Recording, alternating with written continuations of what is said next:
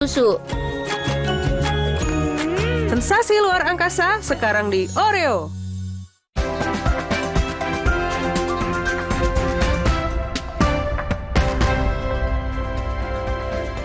Pemohon pembuatan kartu tanda pencari kerja di kantor Dinas Tenaga Kerja dan Transmigrasi Kabupaten Garut, Jawa Barat membludak.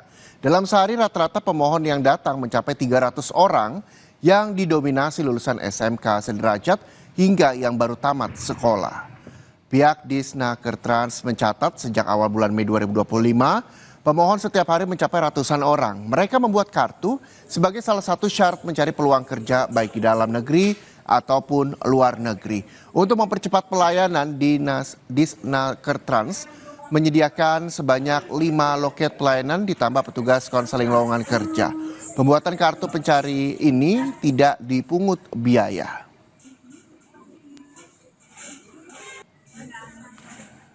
Usai sudah saudara Sapa Indonesia Siang hari ini, Sapa Indonesia Siang dapat disaksikan setiap hari Senin hingga Jumat jam 13 waktu Indonesia Barat. Untuk itu saya Muhammad Syareza dan juga teman-teman dari tim Sapa Indonesia Siang pamit undur diri. Terima kasih.